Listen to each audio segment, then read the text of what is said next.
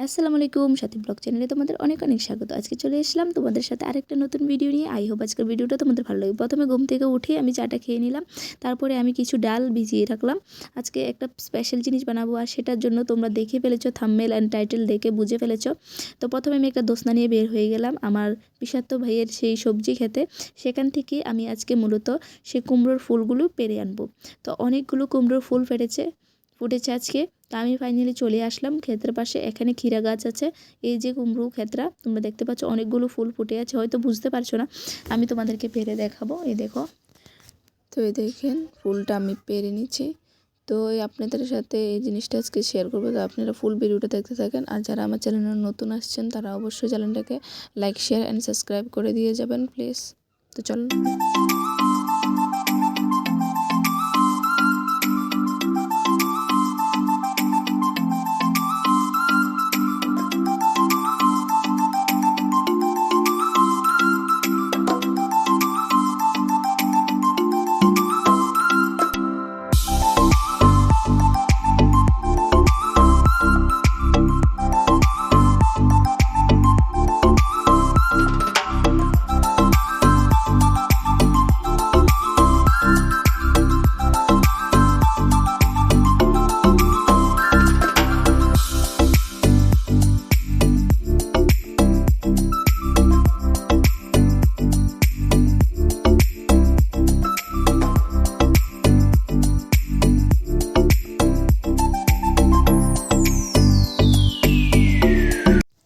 তো এই কুমড়োর ফুলটা আমার মোটামুটি পাড়া হয়ে গেছে।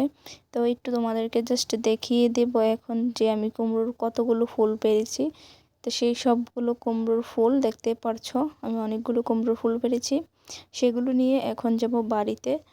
তাই জন্য তোমাদেরকে একটু ভাবলাম আমার সামনে ক্যামেরা দিয়ে একটু তোমাদেরকে আমি দেখাই। তো আমি যখন কুমড়ো ফুল পাড়ছিলাম তখন আমার জুতাতে অনেক কাদা লেগেছিল। তো কাদাগুলোর কারণে আমি হাঁটতে পারছিলাম না। তো ফাইনালি বাড়ি চলে আসলাম প্রায়। তো এই যে বাড়ি চলে আসলাম ফুলগুলো। এখন এগুলোকে কিভাবে তোমরা পরিষ্কার করবে সেটাই আমি দেখাবো। এই দেখো, কুমড়োর ফুলটাকে নিচ থেকে অংশটা ভেঙে যে নিচে একটা ছোট্ট একটা ফুল থাকে সেটাকে বের করবে, আর শুধু ফুলের যে পাপড়িটা সেটা লোবে তোমরা। তা আমার ফুলগুলি এভাবে আমি সবগুলো ফুল বেছে এবং একটা জায়গাতে নিয়ে নিব। তোমরা ঠিক এভাবেই নেবে। জানি অনেকেই জানো, তারপরে আমি যেভাবে রেসিপিটা তৈরি করি কিংবা আমাদের বাসায় যেভাবে এটা তৈরি করা হয় সেটাই তোমাদের সাথে আমি শেয়ার করব। তো এগুলো আমি ধুয়ে নিয়ে চলে আসলাম পরিষ্কার করে। তো এখন আমার যে ডালটা বিছানো ছিল সেটা আমি মিক্সারে দেব। তো মিক্সার করে নিলাম। তারপরে যে ফুলগুলো ছিল সেগুলোকে আমি কুচি কুচি করে নিয়েছি কেটে। তোমরা এভাবে কুচি করতে পারো। তা আমি কুচি করে যে জলটা ছিল জলটা বের করে নিলাম। তোমরা এভাবে জলটা চিপে চিপে বের করে নেবে আমারই মতো। তো জলটা চিপে বের করে নেওয়া হয়ে গেছে। তারপরে আমি এতে পেঁয়াজ কুচি, কাঁচা লঙ্কা কুচি আর ধনিয়া পাতা, আমি এখানে 2 ধরনের ধনিয়া পাতা নিয়েছি। যেহেতু ধনিয়া পাতা আমার কাছে একটু কম ছিল সেই কারণে আমি 2 রকমের ধনিয়া পাতা নিয়েছি। তো এই ধনিয়া পাতাগুলো, কাঁচামরিচ আর পেঁয়াজ কুচিটি দিয়ে দিলাম। সাথে 2টা ডিম নেব, 2টা ডিম ফেটে দিয়ে দিলাম। তারপরে একটু পেঁয়াজ বাটা, একটু রসুন বাটা, একটু আদা বাটা তোমরা পরিমাণ মতো দেবে। তারপরে একটু লবণ গুঁড়ো দিয়ে দেবে, একটু গরম মশলার গুঁড়ো, একটু ধনিয়া গুঁড়ো, একটু লঙ্কা গুঁড়ো, তারপরে একটু ধনিয়া গুঁড়ো, একটু জিরে গুঁড়ো দিয়ে এগুলোকে ভালোভাবে মেখে নেবে। তা আমার মাখা শেষ। এখন আমি একটা কড়াইতে তেল বসিয়ে দেব। তেলটা যখন গরম হয়ে আসবে তখন যে আমার বড়াটা ম্যারিনেট করা ছিল সেটাকে আমি এখন ছোট ছোট করে দিয়ে দেব। তো দেখতে পাচ্ছ আমি এক একটা করে দিয়ে দিচ্ছি। তোমরা যদি আমার এই রেসিপিটা ভালো লাগে অবশ্যই বাড়ি ট্রাই করবে, ট্রাই করে আমাকে বলবে কমেন্টে রেসিপিটা কেমন হয়েছে। তো আমি এভাবে করে লাল লাল করে ভেজে নেব। তো তোমরা ফুল ভিডিওটা দেখতে থাকো আর আমার পাশে থাকো। তো চলো ভিডিওটা দেখতে থাকো।